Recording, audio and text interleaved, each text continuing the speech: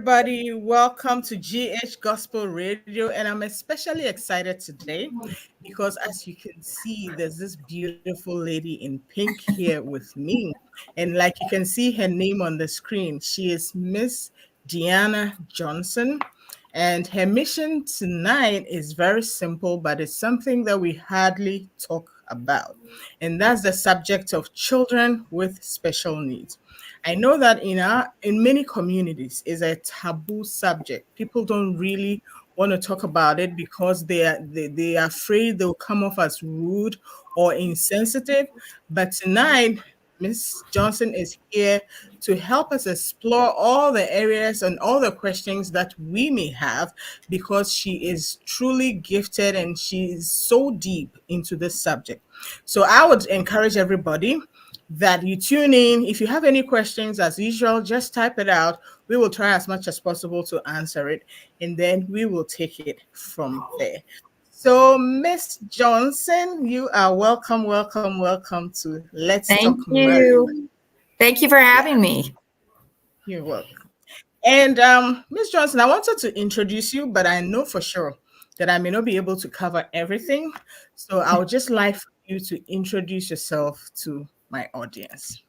All right. My name is DeEANA Johnson, and I am a special education teacher. I've worked with children probably my entire life, starting as a babysitter when I was maybe 12 years old. So I've always worked with kids. I've always loved children.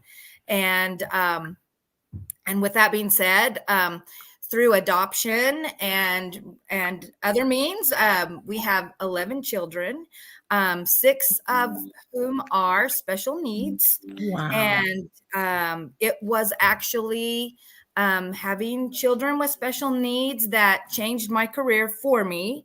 I initially thought I was meant to be an accountant, and so went to college to be an accountant, and we had a child who was born with autism.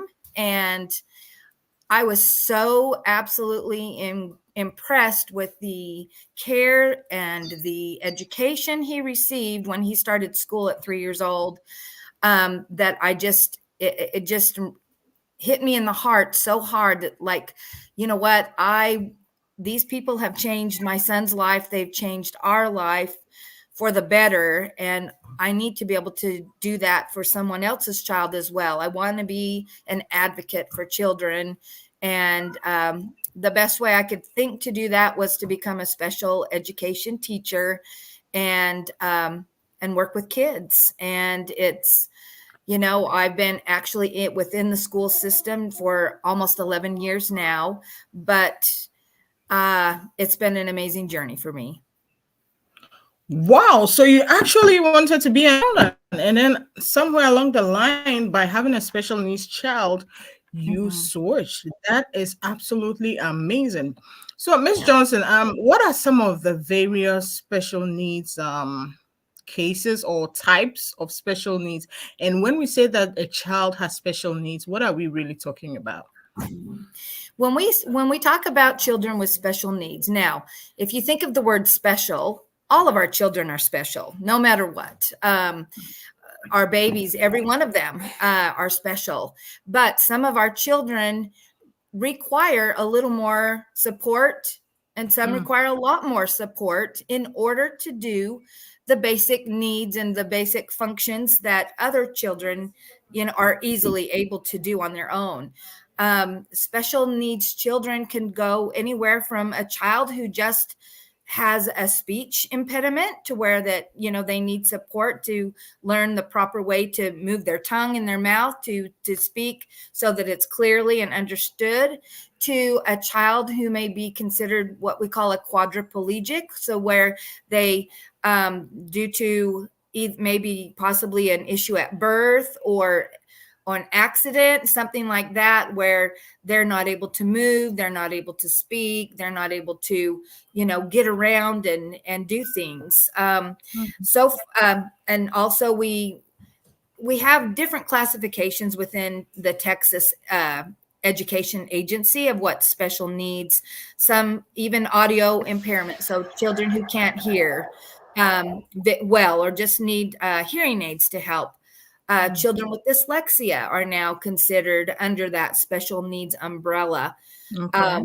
So, these are might be typical children who just are struggling in one area, and it is very, it's amazing to me to think that we are able to get a child who just is struggling with pronouncing and the letter th, or to someone who is wheelchair bound and can't move, and that we're still, that they're all considered special needs.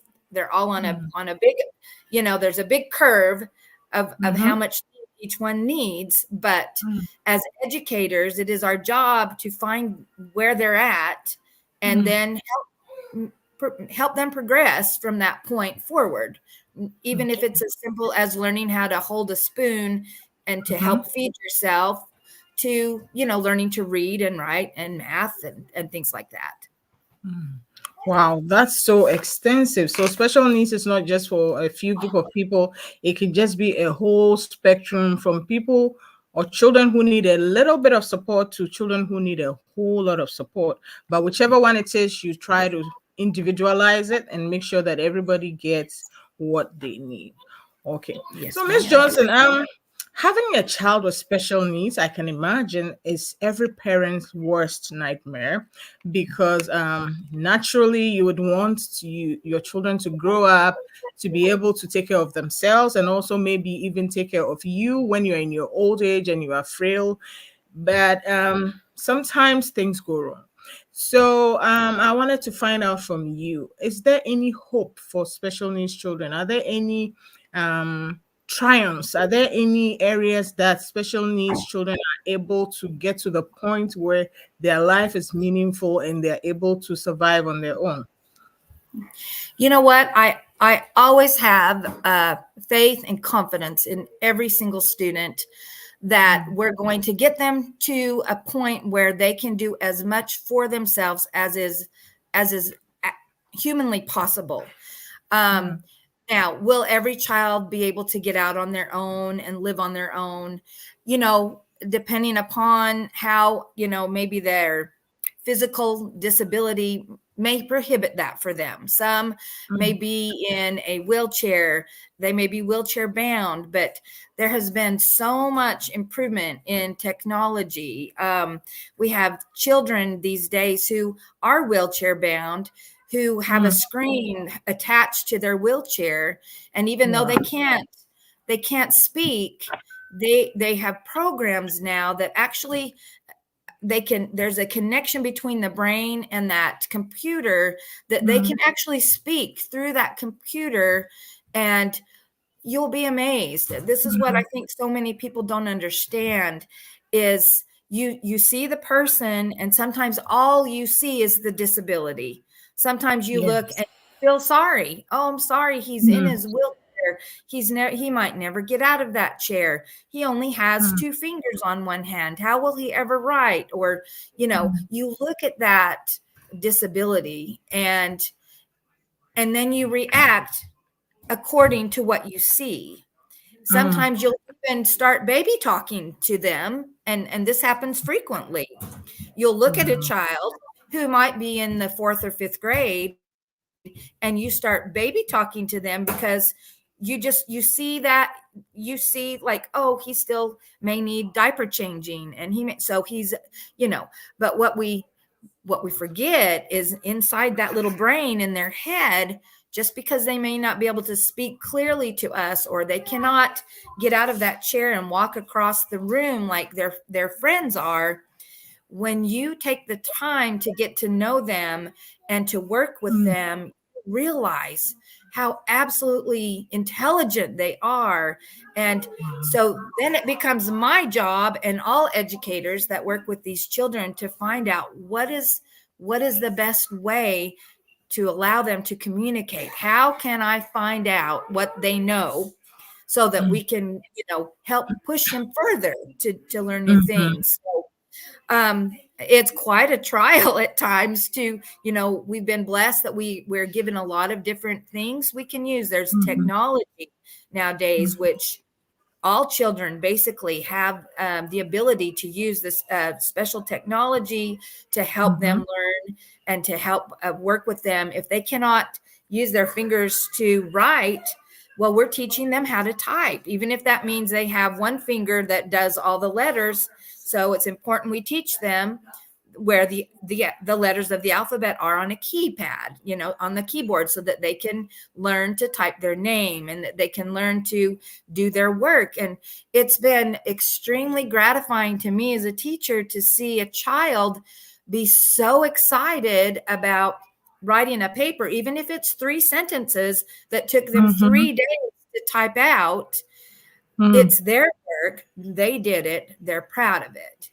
In that Mhm. sense, they are no different than any other child because they want you to be proud of them. They want you to Mhm. know, and in that sense, they're grateful to you that you didn't talk baby talk to them. Instead, you made them you help them realize that you are just another kiddo, Mhm. and they just want friendships, they want Mhm. love, they want compassion, they Mhm. want they want to be heard, they want to be seen the way that other children are seen. And it can be not just rewarding for them but also for you Mhm. as you learn to interact and are able to communicate with these special children. Mhm.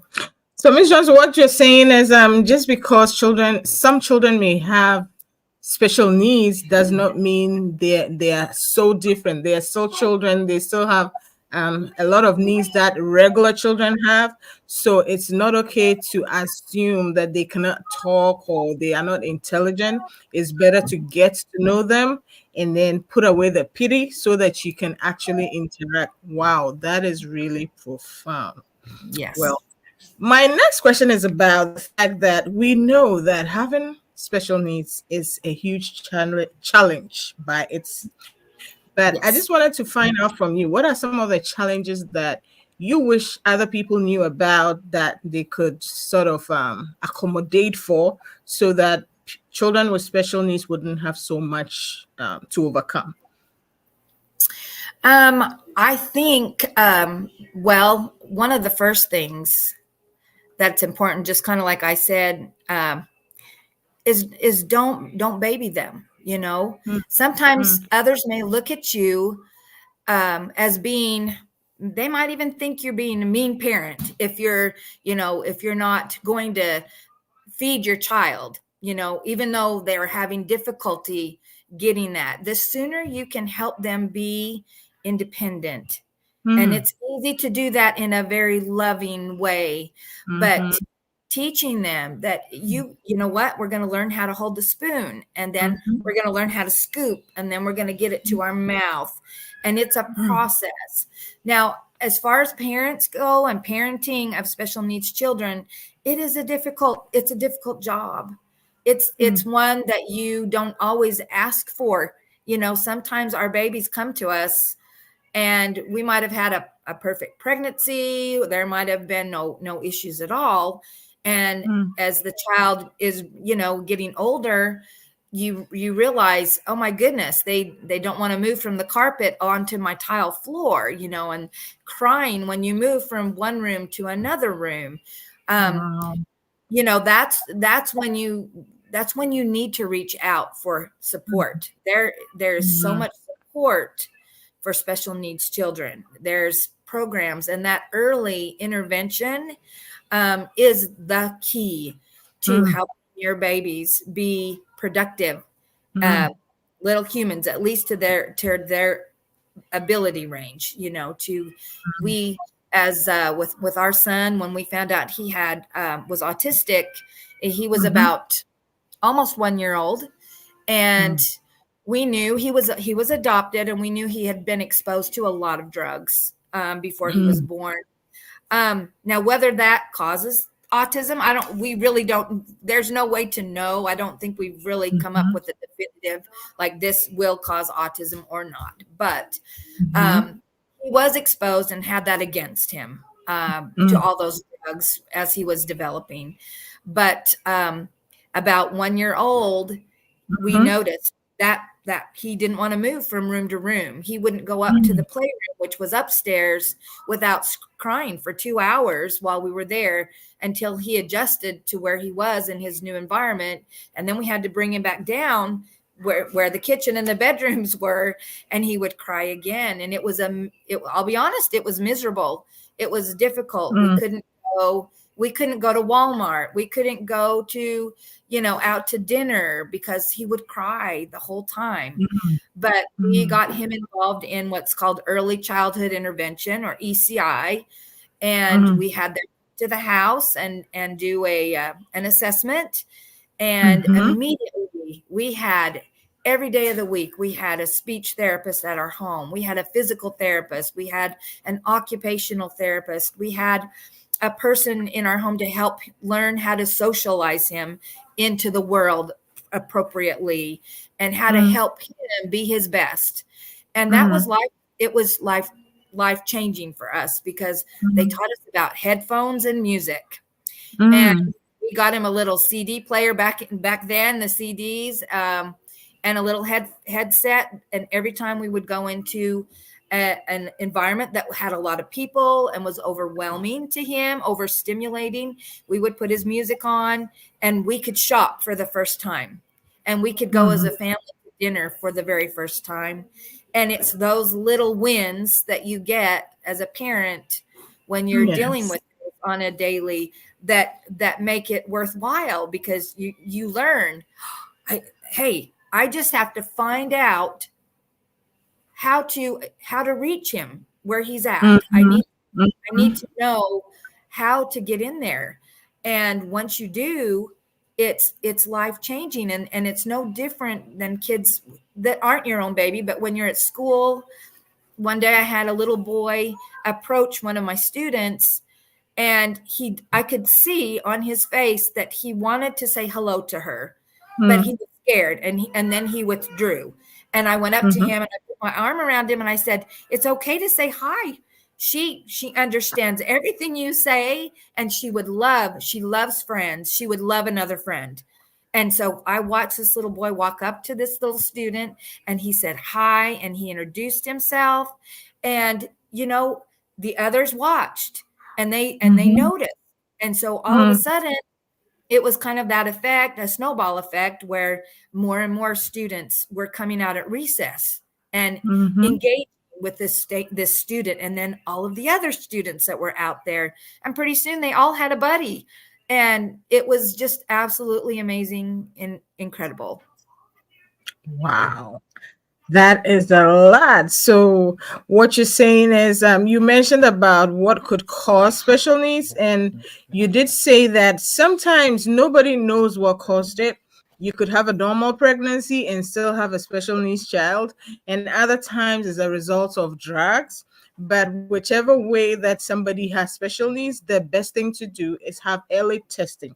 When you notice that your child is different from their other siblings, or you don't understand how your child is developing. Maybe you've seen that other babies are talking when they are 8 months old, and your child is not saying anything. Your child will not look you in the eye. Whenever you find something, you need to seek help, because it's an extensive area of education, or it needs extensive testing, and you need a whole bunch of therapists to be involved, because we take a lot of things for granted. Children learn to speak, they learn to walk, they learn to run, and they learn to eat, and we think that everything is fine.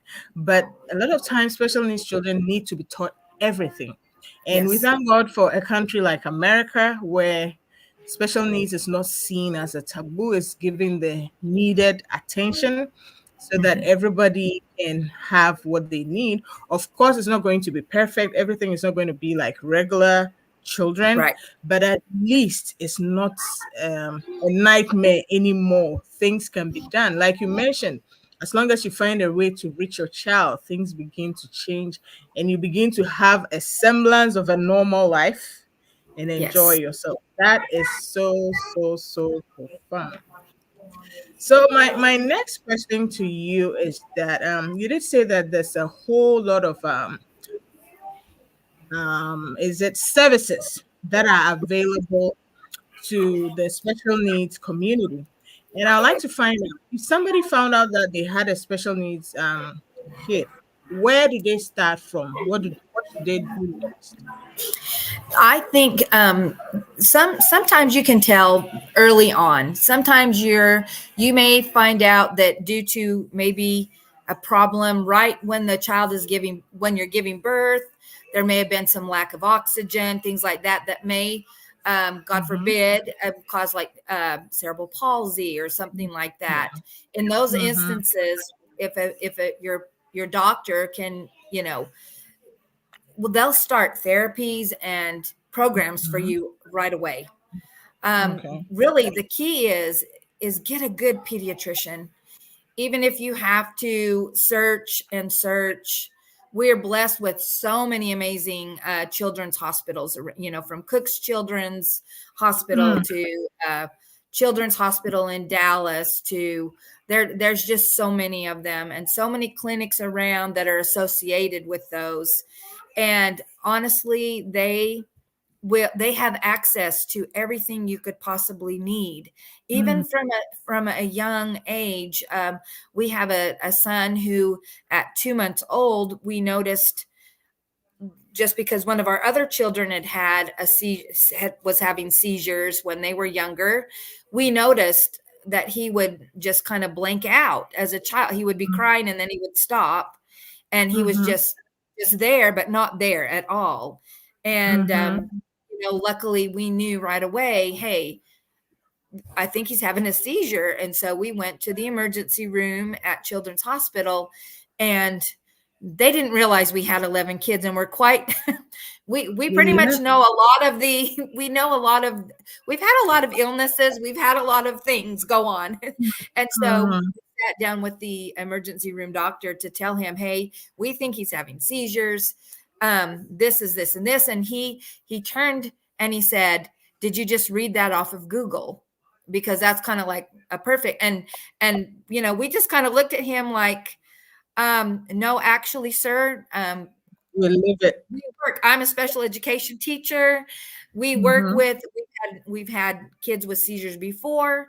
And Mm-hmm. after they did the diagnosing and the testing and whatnot, he did come and apologize and say he felt so bad. He said so often that he'll have, people come in and try to self-diagnose, and I get that. I Mm-hmm. understand it's not my area of expertise, and Mm-hmm. I rely on him, and I appreciated that. But that started the ball rolling for us to get our Mm-hmm. child the early needs, starting on, as horrible as it is, starting on medication so that he's not seizing all the time, all Mm-hmm. day Mm-hmm. long, being able Mm-hmm. to try different medicines until you find what you need.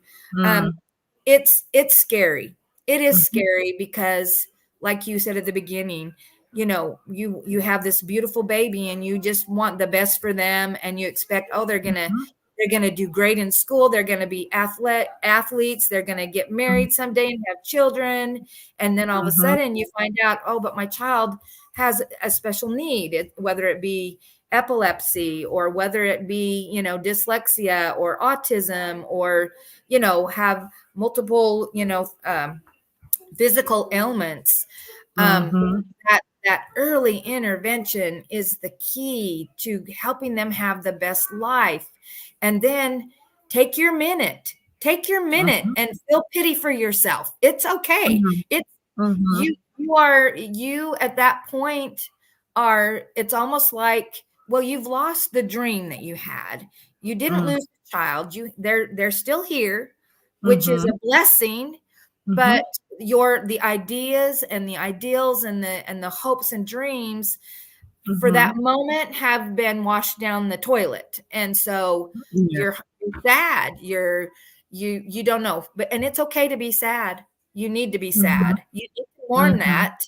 But then you need to pick up and pull up your pants and decide Mm-hmm. at that moment, hey, I'm going to help my child be the best they can possibly be, and I'm going to offer them whatever I physically can to help Yeah. them be the best little person that they can be. And once you get in that mindset, it's like anything else. Nothing can stop them. Nothing's going to stop you. You're going to advocate for them, and someday they're going to help advocate for another child who they need to help. So Oh, it yeah. Wow, that is so deep. So right now, from where you are standing, you interact with parents of special needs children, and you Mhm. also interact with the community. So I'm thinking that you are in the best position to speak to parents as to what they need to know, and also to speak to the community as to what they can do to support.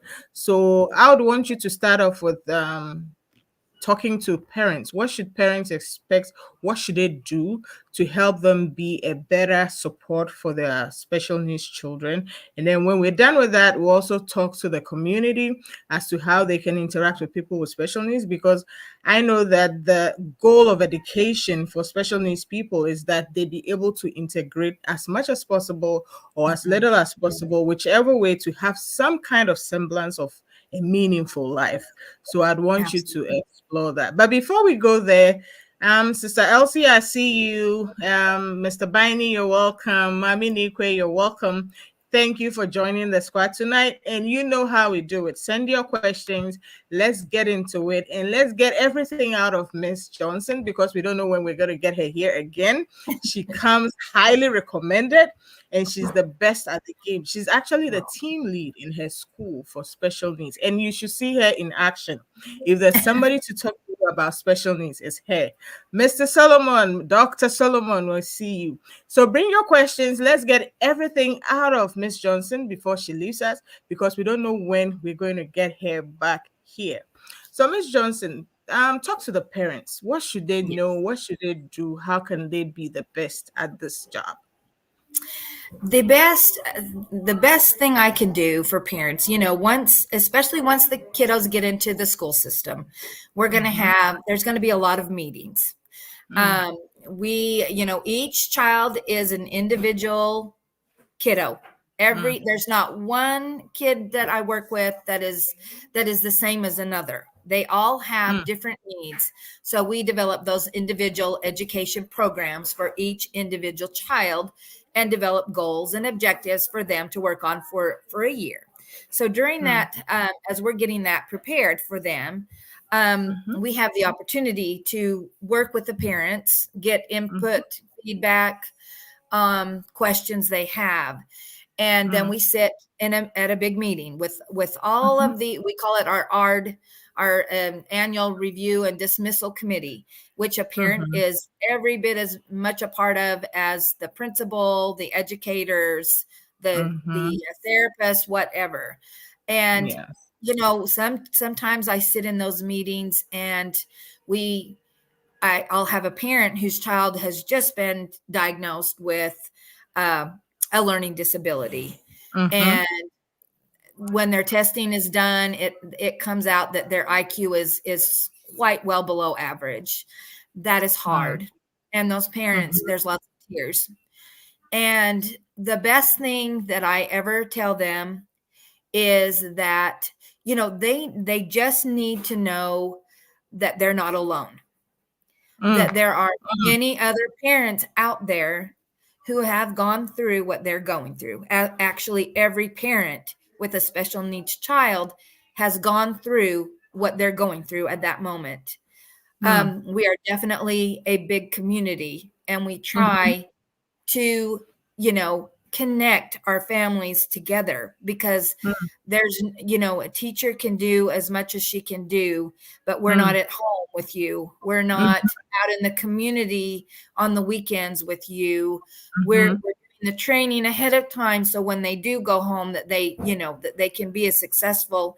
um, but those deep conversations with parents are, to me, that is probably the most important part of my job, even more than teaching the children, is trying to help mm, teach the parents to know. Some parents, about 90% of the parents are receptive, and they're like, give me everything you can. We do.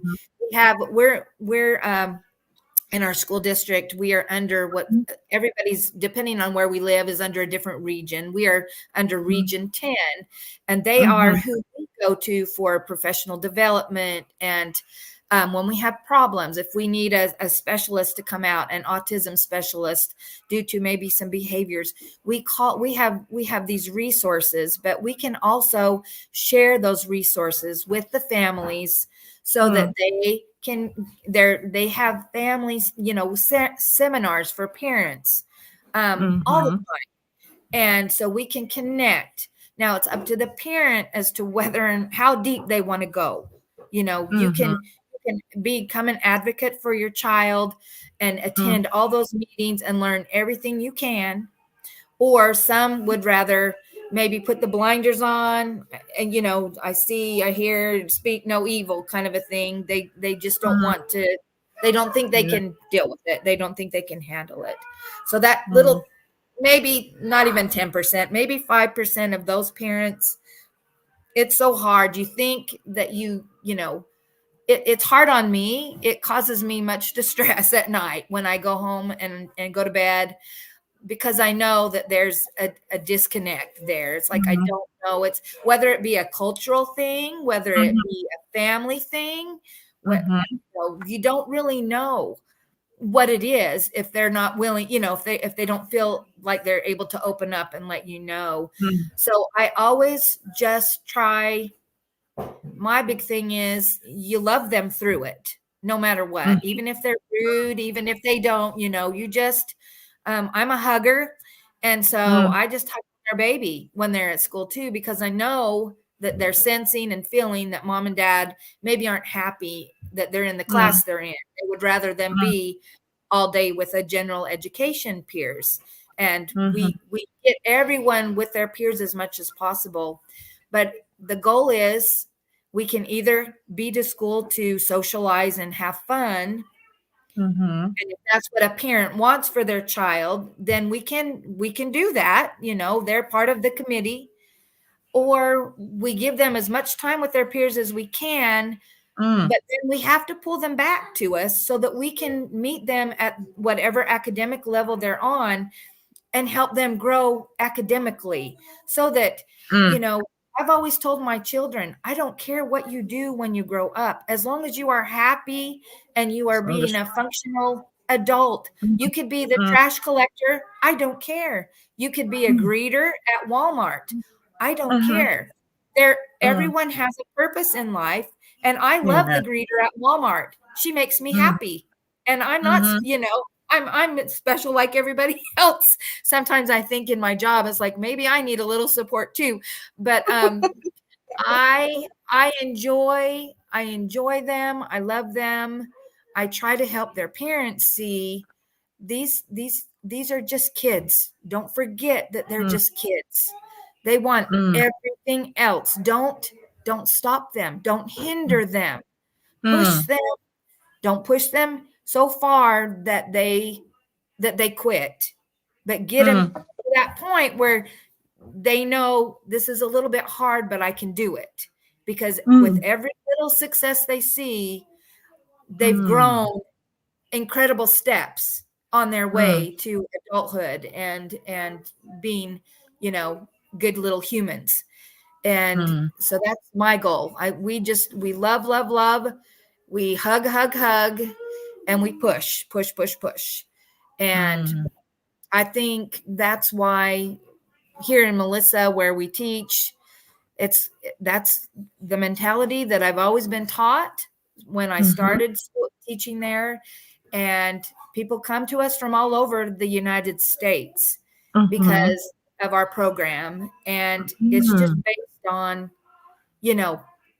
helping children, help the parents, help the children, because it happens at home. We can't do it all by ourselves, but we can help train the parents and let them know they are not alone. We are there for them.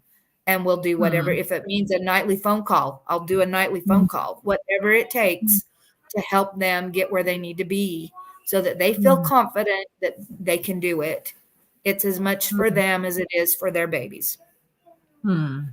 Wow. So you just said that it's important that the parents are able to help the children achieve little successes, and that propels them to go forward and achieve bigger things. That is so profound. So before we go on and talk to the community as to how best they can support children and parents with special needs children, I wanted to find out from you. Would you encourage parents with special needs children to talk openly about their children's conditions, or you think it's better for them to be secretive about it and protect their children's privacy? I think the best thing any parent could do is if you're able to talk to your neighbors and your friends and your family about this, that means that you've accepted it, which is a big thing, and it shows that you accept it.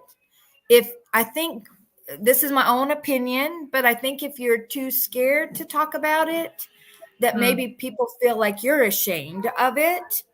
And I think if we could be open with each other, we can help each other more.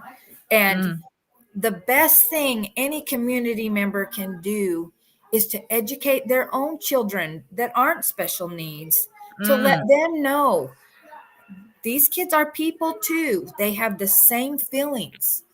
I've watched my kiddos that literally are nonverbal. They all they're speaking is a oh or something like that.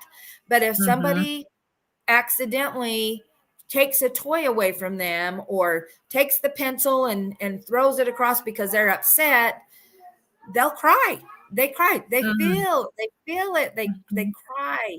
They giggle, you know. I mean, I hate to say this, sounds bad, but little boys like to burp and they like to toot. And I have kiddos in my class that when that happens, you would think the chorus is ring because it is a giggle fest. But I sit and I have to giggle with them because how typical is that? That is typical. That is just a typical thing that happens.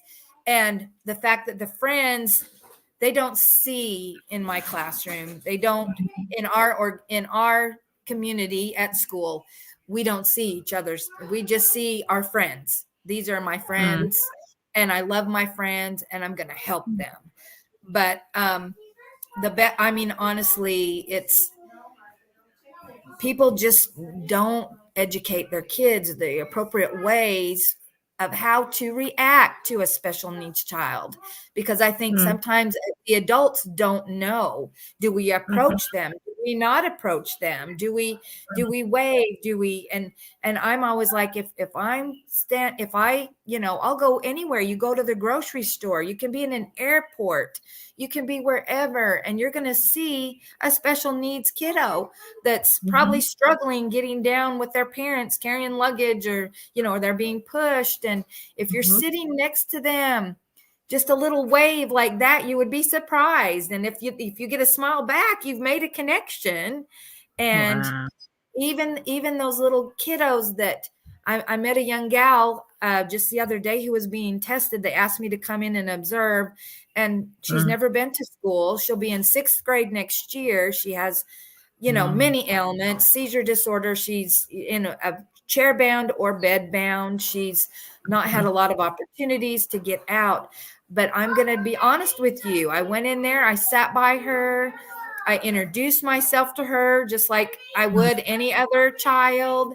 And we had a few toys lined up to kind of see if she would react to the sound or the music. And after about 10 minutes of warming up to each other a little bit, she gave me the biggest grin. And I said, "You've got dimples." And she had the biggest dimples, and she was happy and smiling. And I patted her hand and I told her how happy I was to meet her. And, it's just, we need to just not be scared. And of course you have to take lead to from their parents. If the parents are like, oh, please don't, then we should respect that.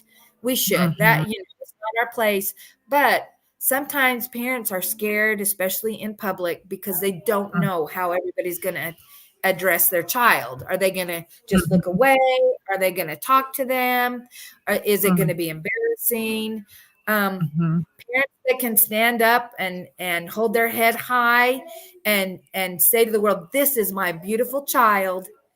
Aren't Mhm. they gorgeous? You don't have to say that, but if they feel that that's what's in your heart, I can tell you it will be just such an easy transition to love on these kids and to meet them and to, have communication. But Mhm. it's an education thing. That's where it needs to start at home. We teach our kids Mhm. what's appropriate, not to look at them and laugh and tease and bully them, but to look at them as individuals who just really want to be loved and have a friend, and Mhm. have somebody just say hi to them. It can make the world of difference. Mhm. I really like your last sentence. You said, have somebody just say hi to them. It will make a world of difference.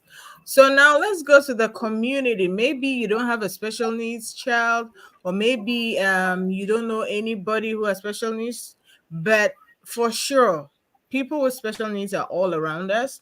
So, as a community, what can we do to make the lives of those people living with special needs better?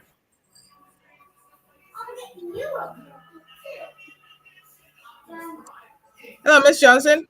Yes. I was Oh, was that asking, me? Okay. yes, I was asking, do you know of any way that as a community, as society, anything that we can do? What do you wish that other people who are not affected, who don't have siblings with special needs, children with special needs, other people who do not know so much about special needs would treat these people to help them have a better experience of life? There's a lot of opportunities out there in the world to give of your time, to Mm-hmm. volunteer in different organizations.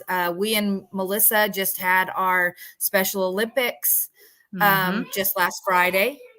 Mm-hmm. This is the time of year where we have a lot of Special Olympics. We they go throughout the year, really. Um, there's opportunities for people in the community to volunteer. We had probably 30 community members, some of them who Wow. have special needs children, some of them who have friends who have special needs children, who want to Mm-hmm. participate and want to help in any way. Um, Mm-hmm. that is fantastic. I love to hear about people, volunteering their time. It might be, there's several who might be actually institutionalized. Even there's plenty of places you can go, Mm-hmm. and read to them. Volunteer at your school.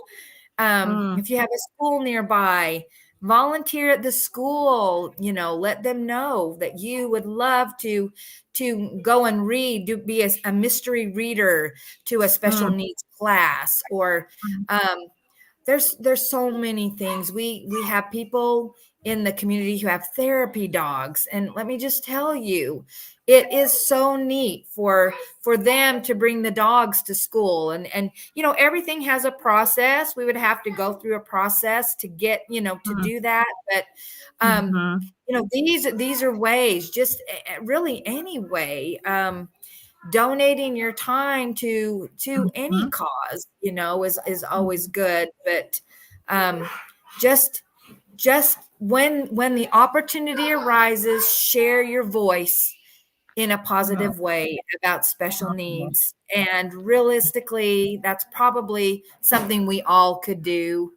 We could always say, if you, anytime you hear someone, oh, look at that kid in the wheelchair, oh, he's, this or that, there's always opportunities to say, you know what, I bet he's a great kid, and I bet mm, he would love to visit or have mhm, a conversation or a high five today. Why don't, instead of talking, saying something, why don't we go up to him and introduce ourselves? And, there's so many ways, but there's just a lot of organizations.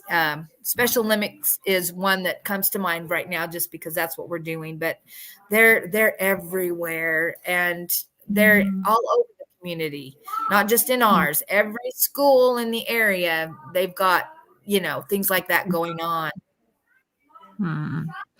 Wow. It has been so much. It has been such a lot. And I don't even know what you haven't talked about. You've talked about everything. You've talked about the parents. You talked about the community. You talked about the fact that special needs children are still children. They just want to be, they just want to live their life, and that we shouldn't pity them, but we should find ways that we could help, maybe a hello. And of course, we should always seek permission from their parents, and that we can also, as a community, volunteers to support them, read to special needs kids, and also have a positive attitude about these special needs children. So it looks like you've covered all the bases. You've really proven that you are so deep into this, and you really understand what it is for people to have children with special needs, and for the children themselves who are living with these needs. Well, like we said earlier, it's sort of a taboo subject. Usually my people ask questions, but today you see everybody's quiet, nobody's sticking their neck out. So this is your cue right here, that if there's something that you want to know. Yes, Mami Nikwe says, I like her comment on look past the disability and see the talent in the kids. It's all right. Because she said that most of the time when you see a kid with special needs, all you see is a disability. So you sort of you have this wall, and you don't think you could reach out to them. And it's very unnerving if you see a kid having tics or behaving like in an unusual way. But it's just a behavior, it's just a disability. If you don't see past that to talk to them, to interact with them, you would never get to know who they are, and they would also never get to have that interaction with you. So Mami Nikwe is just re-echoing for all of us that see past the disability and try to interact with them as normally as you would a person their age. And if you have to make accommodations, that's fine, but just make the effort. Don't act like, no, I don't want to open this kind of worms, but make the effort to get to know them, because they are people too, and they also have. Mami Nikwe, you broke the glass ceiling. You came out. You are the brave one. You asked your question. So now everybody else can come in. If you have anything to ask Miss Gianna Johnson, please go ahead to ask, because I know she would have an answer for you. Special needs doesn't have to be a taboo. Of course, we all wish that everybody was perfect and everybody actually had gifted abilities. But life is not like that. Other people don't have it like that. So we, the community, we as a people need to educate ourselves, so that if there's anybody suffering with special needs, we'll be able to support them so that they can also have a meaningful life, because life is a spectrum. Some people are gifted, some people have special needs, and then there's the average us in the middle. Yes, Mami Nipe says, I'm from Africa, and this is not a common thing to talk about or deal with. But thank you for the resources you have today to help us. Miss Johnson, remember I told you, Africans don't have special needs. Africans just look the other way, because if you venture to open your mouth, you may be getting into trouble. But you see, I believe that it's because we haven't had conversations like this. So once we start doing these things, many of us will be more comfortable bringing these things out there. Some time to come, that will not be our narrative anymore. So God bless you for being here. We know that you will be the change maker. You will start it. And Miss Johnson has given us all the information that we need to make that happen. Elsie says, I admire your passion and dedication to helping both parents and kiddos living with special needs. Elsie, you haven't seen you're only seeing the tip of the iceberg. This lady is so She's so loving. It's like she's an angel walking on this Oh, earth. I don't think a lot of I don't know what a lot of parents would do without her. She makes life so meaningful. And we thank you that you didn't hide and that you used whatever you learned from your own experience to help everybody out there. We pray for you that you'll be able to have the strength to continue to do more because we know that this falling world as we have it is never going to be perfect, but we always need people like you who are able to learn and also teach others so that they don't have to go through what they suffered, but have things better. Mami Nikwe, I told you that once your question came out, everybody else was going to come up with this. We are waiting for Mr. Nikwe's question because usually he also comes up with his, right? We're waiting for his question, and then we would know that we have exhausted this topic. I am so excited that Miss Johnson made the time and she came with all the knowledge and all the information so that hopefully we are a step further in our journey of making special needs a normal thing to talk about and not go back to our ways of making it a taboo subject. So, Miss Johnson, we've talked yes. a lot, but is there anything else that we haven't talked about that you would want us to know this evening? Well, the only thing that I was just thinking about is I remember we have an autistic son who he started out life not being able to walk from room to room because it was too overwhelming. We would go outside to a park and a tree might be 30, 60 feet in the air and he would duck because he felt like it was on top of him. Um, Mm, he had to have headphones on to go through, but he, as with all of this, all of these awesome teachers that he had and therapists and mhm, that, mhm. he just, so everybody knows, he's in college right now. He Wow. graduated with A's and B's on his report Oh my card. God. He did Wow. not. He started out with kind of more of a self-contained type where he Mhm, was in a special class that went out to kindergarten and then first grade, and he was very smart, was just trying to mm, figure out how do we get it out. Once they figured it out, mm, he did amazing. He mm, is very much into graphic art and design mm, and video games, things. They just need to find what their niche in life is, and once mm, they find it, then we support them through it, because mm, if it's something that they love and have passion for, just like mm, anybody else, we try to provide opportunities for him to do the things. But he he won the he's developed some films and actually was paid last mhm, summer to help turn a children's book into a little movie with one of his teachers from the high school. And mm, the film festival at the high school, both his junior and senior year, started mhm, college, community college, because we didn't want him to be overwhelmed in a giant university. But he has proven, that may have been mom holding him back just a little bit, but I wanted to make sure that emotional piece is very important. yeah. That social piece, being able to Mhm, not be taken advantage of, because he's mhm, very sweet and compassionate. Um, but going to college has been an incredible experience for him. He's mhm, learning to make friends. He's doing a great job.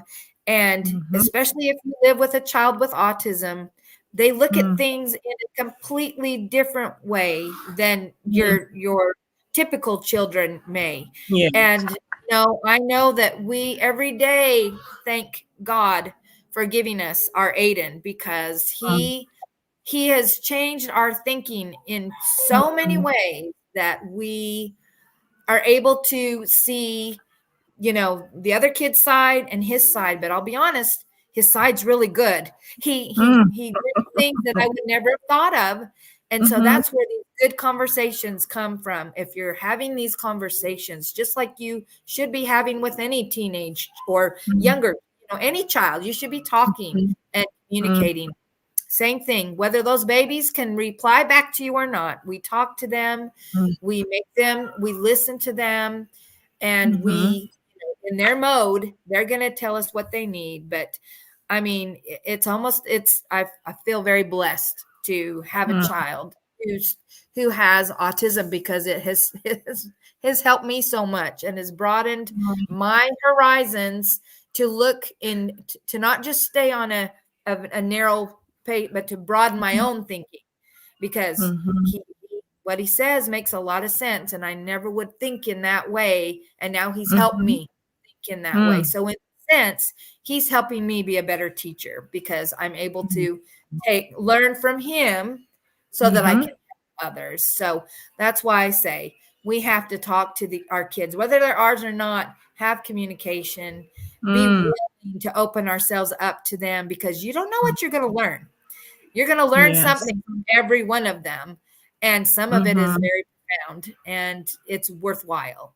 So we Mm. just need to listen. Oh my God, this has been awesome, awesome, awesome, awesome. Let me see if I remember the main points. You said we should not baby special needs kids. We should help them to succeed little by little, because when we prevent them from learning, we are going to stunt their growth, and they are not going to be confident in themselves. You also said that they are children too. They just like every other child, just that they interact with the world differently. So whatever is needed to help them overcome whatever challenge that they have, that is what we should do. You also said that the parents of special needs children should accept their conditions, be able to talk about it, and also as early as possible seek help and diagnosis and interventions, because the earlier the interventions are started, the better the outcomes are going to be. You also ask the community not to stay aloof and quiet, but to be open and supportive, and try to volunteer to help parents with special needs children, so that the children can have a better social interaction and have their needs met, and the parents can also have a break and also feel the support of everybody around them. And you're also giving this lovely, lovely, lovely, lovely testimony about your own child who's been in the university. He's getting paid to do graphic work and stuff. So we know that no matter who anybody is, they have a path in this life. And it's important that we help them find that path so that they can be independent, they can have a meaningful life, and then sometimes they can also support themselves. This has been an awesome, awesome discussion. Yes, my boss does not disappoint. He's here. What is the most common type of special needs? Miss Johnson. The most common type that we are seeing at this point is autism spectrum disorder. It is because there is such a broad range, Mm-hmm. that at this point it seems it's very unusual to me that it's almost like you go through kind of phases, but right now that seems to be the most prevalent that we're dealing with in our area is autism. Mm-hmm. And there's a lot of research being done right now into what causes autism. Is it environmental? Is it exposure to chemical, foods they eat? Or I wish I knew. I mean, Mm-hmm. I would do everything I could To to help prevent and it, right? support and to Mm-hmm. prevent. But Mm-hmm. but then again, I look at my child and I think, how much would I miss if he wasn't autistic? So I'm grateful in Mm-hmm. that sense too. Um, Mm-hmm. but it is definitely, we wish there was maybe someday soon they will come back and Mm-hmm. say, hey, maybe there is some type of a genetic connection, but I Mm-hmm. don't think they could ever say that that would be the only thing. I think Mm-hmm. I think There's a whole I lot. think my son's was Mm-hmm. definitely uh, also exposure to Mm-hmm. different drugs, lots of Drugs. very Mm-hmm. harsh chemicals Mm-hmm. during utero in utero that I think played a part in that. But that's speculating too. I really don't know, but let's see. As far as this question, do you mind if I answer it? Yeah, sure. Mami Nikwe is asking, is autism from birth or it's developed through the growth process? Yes, please go ahead and answer that. Yes. Now, autism typically is it's from birth. You will start, you may notice just very mild, differences, especially if you have already had a child and you see that they are not meeting those milestones. Maybe the speech may be slower. That's typically one of the first, speech interactions with peers. A lot of times kiddos with autism, they enjoy peers, but they'll play on two opposite sides of the room, the same thing, but they have a hard time interacting. That's why, in school, we teach them those social skills of how to interact and play. And we have lessons on that, how to, what words to say. And, when you want to meet someone, there's, it's such a huge spectrum. You have children with autism who are nonverbal, and they may be very combative and very their behavior, because they can't get the words out. They can't express their needs. They can't express their wants. I can only imagine the frustration they feel. And it's hard. It kills you inside, especially as parents and as teachers, when you don't know what to do. You feel like there should be something. Why can't I figure it out? But you just keep trying, trial and error till you find what works. And when you reach them, you will know, and it will, and then you just build on that to help them, from that be successful. Yeah, so Mami Nikwe, Ms. Johnson is just saying that with autism, much is not known at all. And the best thing to do is whatever deficiencies they are having, you try to find out and also help them to overcome it and have as best a life as possible. So that's all that special needs education is focused on. Hopefully someday soon, there'll be so many answers and a cure and a prevention and everything, so that nobody else has to deal with special needs again. But hey, I'm thinking that would be in heaven when we go to Yeah. heaven. Get that perfect little body back. Yes. Miss Johnson, I don't know how to say thank you. From the bottom of my heart, I appreciate you. Thank you so much for just jumping in and agreeing to do this. And I know that my community, you saw the comments that they made. They are really appreciative that they can have answers to questions that they have, because sometimes some of these things it's difficult to even bring it up because it brings all kinds of issues. But thank you for starting the conversation. Thank you for giving us the information. We hope that in the future, when we need some more answers, you will be ready and available to give that to us. But That we would be say more that than that. God bless you and increase you and continue to make your life a blessing to the people around you, especially the special needs community. May you never lack. May all your needs always be met. We thank you so much. We appreciate you so much. So until we have, oh, I'm sorry. Please go ahead. Oh, I said thank you so very much. Oh, you're welcome. So until we meet again on Let's Talk Marriage, God willing, next week, 6 p.m. Central Time, I just like to remind you that it takes a good Christian to have a good Christian marriage. And today we also learned that as Christians, as parents, as wives, as husbands, we need to also make the effort to include people with special needs in our lives, because they have feelings too, and they are people too. So God bless you. Have a blessed week, and it's bye-bye until then. Good night.